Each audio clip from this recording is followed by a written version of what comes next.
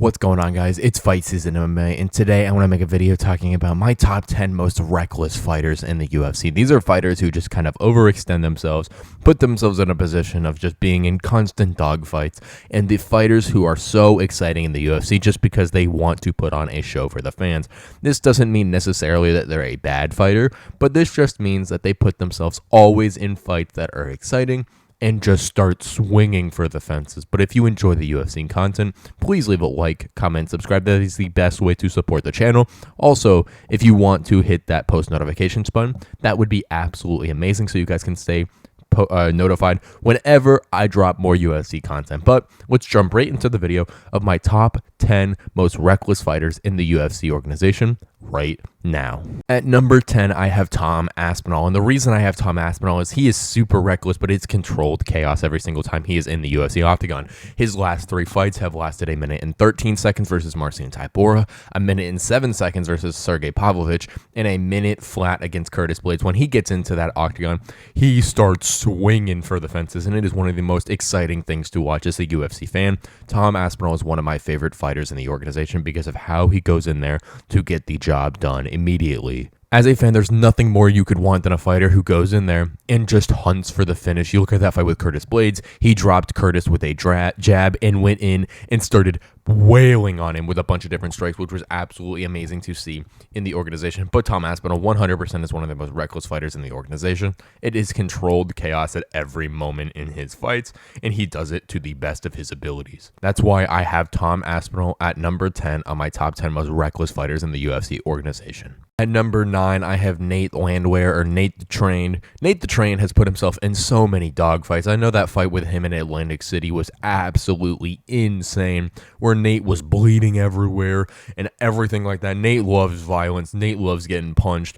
And Nate is a fighter for the fans, and that boy goes in there to get his head punched off every single time and hopefully get the win. He also had a fight at UFC 289 versus Dan Ige. That was a very fun fight if you haven't gone and watched that fight. That was probably my fight of the night besides Charles Oliveira versus Beneil Dariush.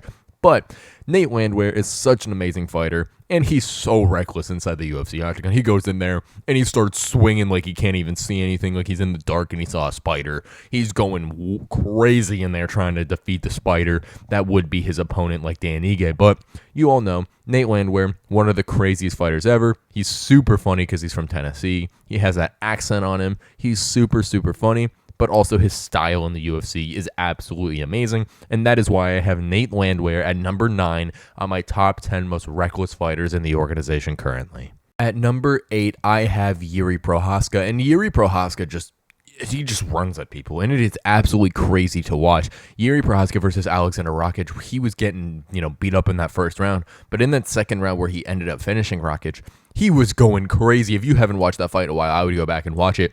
Jiri started doing some punches, and what did he do? Started dropping him down. He was throwing punches, throwing flying knees from distance, doing everything he needed to. In this Alex Pereira fight, this last one, he was so reckless, keeping his hands down low in a bad way.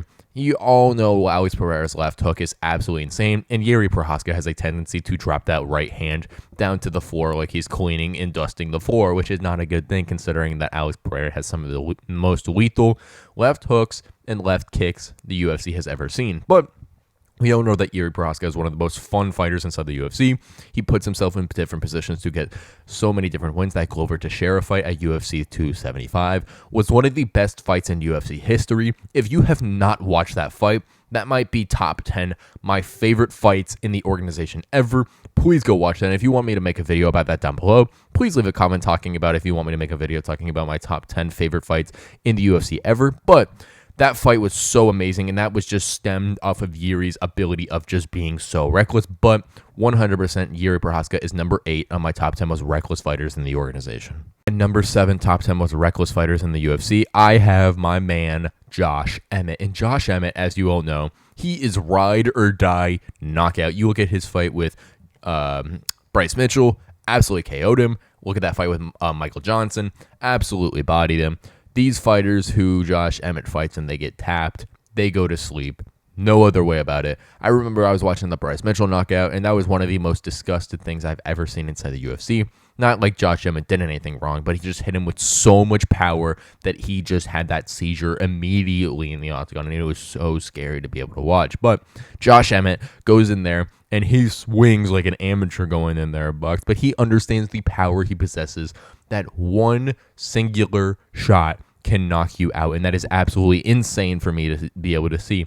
Josh Emmett is such a fun fighter to watch, and that reckless nature makes him one of the most fun fighters in the UFC. If Josh Emmett was super composed, if he wasn't that reckless, he would just be a power puncher who didn't know how to use it. But Josh Emmett is going out there, and he is swinging for the fences to ultimately get that shot. He is so tough. You look at that Ilia Topuria fight. Even though he was getting beaten to a pulp in those later rounds, he was still swinging to get that knockout, and that is super commendable by Josh Emmett, and that's why Josh Emmett is number 7 on my top 10 most reckless fighters in the UFC currently.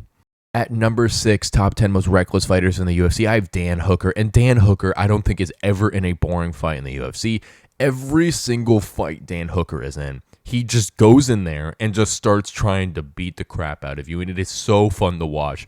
Look at that Islam Makhachev fight. Dan Hooker was just pushing Islam, and I don't think he understood how good the grappling was, and then immediately got submitted by a Kimura. The Jalen Turner fight, Dan Hooker was like, okay, I'm just going to start pressing him. Gets beat into a pulp by Jalen Turner in that fight, but ultimately gets the win. He only had to fight through a little adversity, that being a broken orbital and a broken arm. But Dan Hooker is so tough that stuff is like a little tickle to him. But Dan Hooker has so many different ways to win.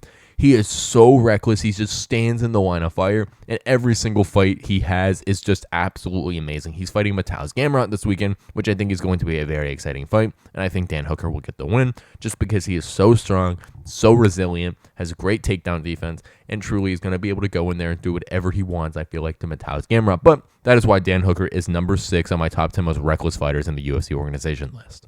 At number 5 of my top 10 most reckless fighters in the UFC, I have Brandon Royval. And Brandon Royval is so fun to watch because of his reckless nature in the UFC octagon.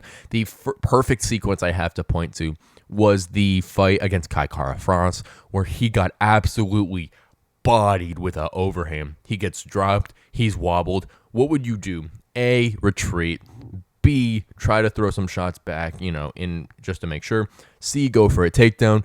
D, Brandon Royval option, hit him with a nasty spinning back elbow that would just absolutely send Kai Kara into oblivion.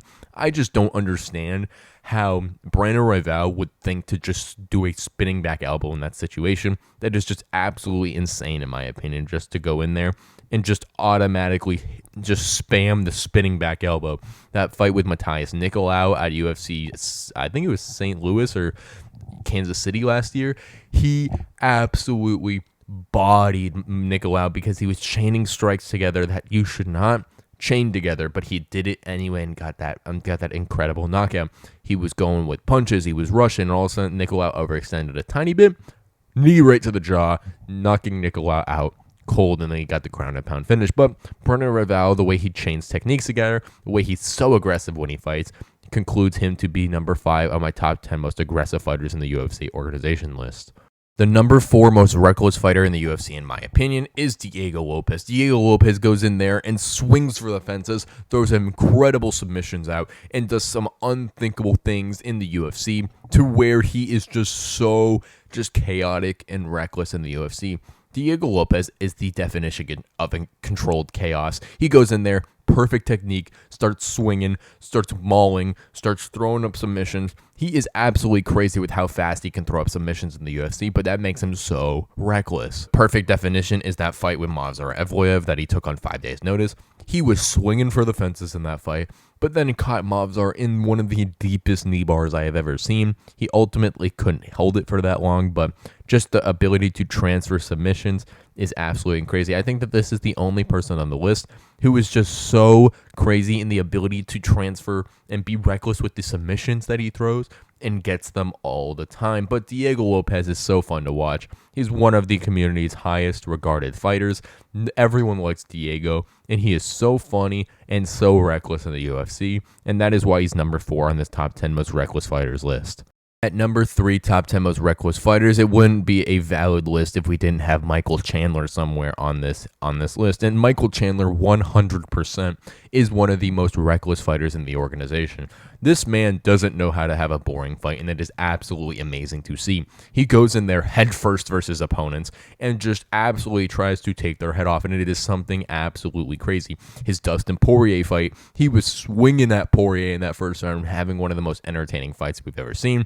In that third round against Dustin Poirier, he went for a takedown, ultimately chucked Dustin Poirier across the octagon, threw him too hard to where Michael Chandler ended up on the bottom, something only Michael Chandler could do. But, you know, Michael Chandler's had so many different fights that are just so amazing. That Tony Ferguson fight where he got that knockout, hit that Justin Gaethje fight. He is the definition of a reckless fighter in the UFC, and that's why he's number 3 on this list. And every single fight Michael Chandler is in, I cannot stress this enough, he is so fun to watch. He is so reckless. That's why a Conor McGregor fight, if it did ever happen, would be absolutely amazing, because Michael Chandler swings for the fences every single time he's in the UFC octagon. My number 2 most reckless fighter in the UFC is the man Charles "Do Bronx" Oliveira. Charles Oliveira is just amazing at what he does in the UFC, but ever since he's developed a striking game, he just puts unbelievable pressure on your opponents. The perfect explanation, there's 2 fights. The Justin Gaethje fight, where he was pressuring Justin Gaethje, but he was overextending himself a little bit, ultimately making him get knocked down twice in that Gaethje fight. Now, the other thing in that fight was he was overextending himself, but then ultimately got the knockout and submission in that round. So that was a key and a pro. But against Islam Makhachev, Charles Oliveira was doing some crazy stuff, and I don't know why he was pressing Islam Makhachev that hard, but that led him to Charles getting knocked down and submitted by Islam. But then you look on the flip side against Beneil Dariush, he was going crazy wailing on Beneil Dariush in that fight like an absolute punching bag. I felt so bad for poor Beneil in that fight. He looked like he was just a little kid getting beat up by his dad or something like that. But Charles Oliveira is one of the most exciting fighters in the UFC, and his reckless nature makes him so fun to watch in every single fight that he has. And that is why Charles Oliveira is number 2 on my top 10 most reckless fighters list. At number 1, I have Mr. Khamzat Chimaev, and we know Khamzat is one of the most reckless fighters the UFC organization has ever seen, in the way he goes in there and he just auto takes you down in that first round, and he expels all of his energy immediately, and it is something insane to watch. Khamzat Chimaev has an uncanny ability to just go in there and just be reckless. That fight against Kamaru Usman, Usman dropped him on his head. There were some incredible scrambles. Every single fight he has, he's swinging. He's in some dog fights. He's in a little phone box when he strikes, and it is so fun to watch day in and day out. Khamzat Chimaev is just so amazing in the UFC at being reckless, of being unpredictable, and is so fun. And the reason I say unpredictable, it's not the fact that he takes him down, but it's the different techniques he uses once he gets the takedown. Against Kevin Holland, he was throwing Kevin Holland around. Against Li Jingliang, he was absolutely just throwing different submissions up, which is absolutely just crazy. And against Gilbert Burns, he was doing his best to stand in the striking department and pressure a lot. But that is why Khamzat Chimaev, in my opinion, is the most reckless fighter in the UFC organization. He is so fun. He is so amazing, and he is so just absolutely chaotic in there to where his opponents have no idea what he's doing.